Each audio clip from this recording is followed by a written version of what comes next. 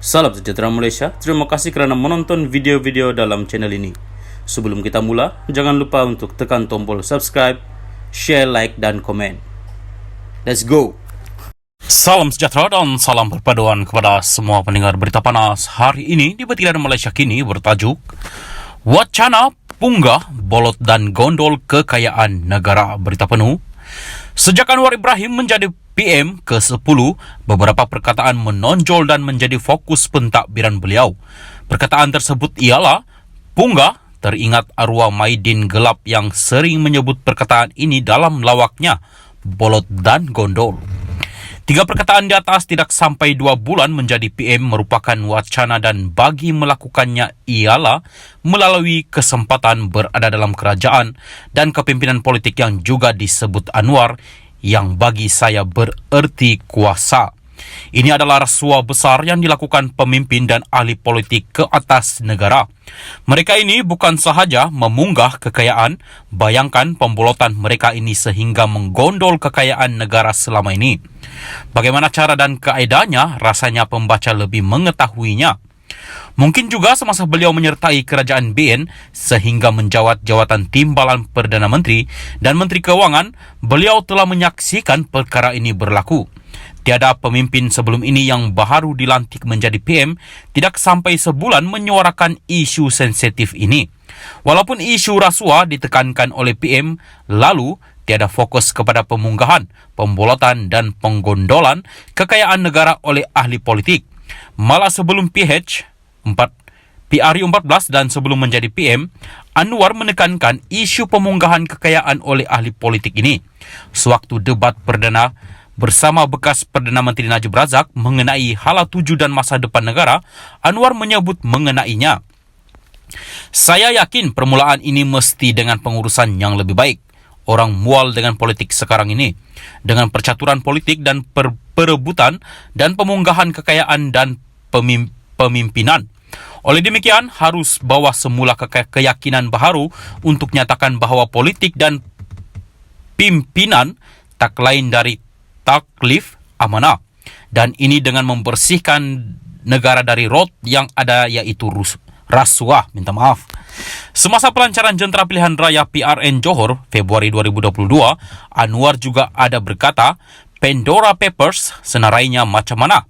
Waktu itu politik stabil tetapi digunakan untuk punggah kekayaan bukan sedikit, berbilion.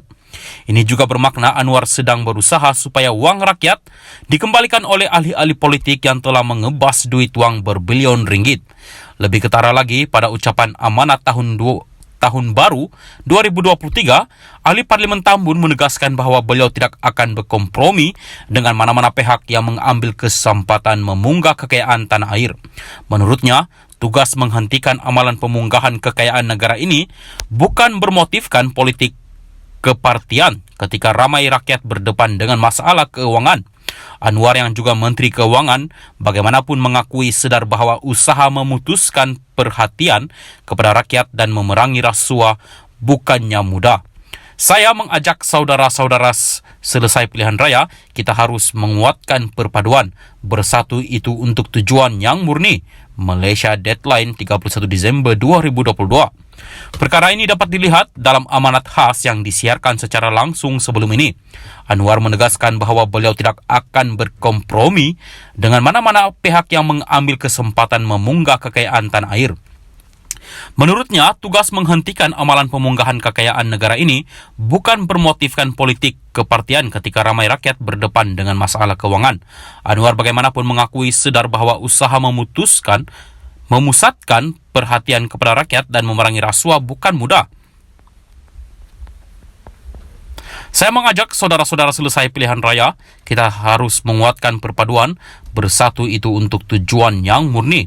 Dalam isu Bernas, beliau berkata kerajaan tidak akan benarkan pembolotan kekayaan oleh ahli politik dan kalangan yang dekat dengan mereka dengan menghisap darah pesawat padi yang miskin. Kenyataan Anwar semasa ucapan amanat tahun baru berkaitan dengan pemunggahan kekayaan negara oleh ahli politik ialah, selain kestabilan politik dan tadbir urus yang baik, langkah lain yang harus diambil ialah dengan usaha mempercepat proses kelulusan dengan menjamin bahawa Malaysia ini bukan tempat pemimpin-pemimpin menggondol kekayaan, bukan cari hela menerima komisen, kata beliau. Bahkan dengan lebih tegas lagi, Perdana Menteri menyatakan akan menamatkan amalan rasuah yang didakwanya menggunakan kepimpinan politik dan kedudukan dalam kerajaan sebagai kesempatan untuk memunggah kekayaan. Beliau sehingga menyebut pihak itu sebagai pernah menjadi Menteri Keuangan dan bekas Perdana Menteri. Bahkan bukan tujuan membodek sekiranya tindakan membenteraskan koruptokrasi, rasuah dalam demokrasi dalam negara diganyang habis-habisan. Tidak keterlaluan jika dikatakan Anwar adalah PM yang melampau sempadan politik parti dan elit politik. Ini ada kaitannya dengan istilah kleptokrasi, yaitu negara yang dikuasai oleh perasua yang merupakan pemunggah dan pembolot kekayaan negara. Mereka adalah penggondol kekayaan negara, mengambil kesempatan daripada kedudukan dan jawatan yang mereka pegang.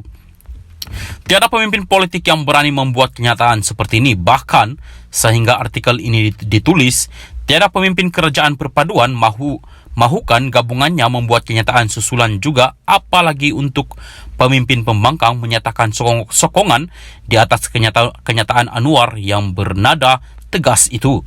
Kajian akademik belum dilakukan secara spesifik dan ini adalah penelitian awal saya terhadap fokus Anwar sejak baru menjadi PM akan disambung. Ismail Hashim Yahya adalah pemerhati kritikal isu-isu dalam dan luar negara. Tulisan ini tidak semestinya mencerminkan pendirian Malaysia kini maupun channel ini. Sekian berita, teruskan bersama channel ini.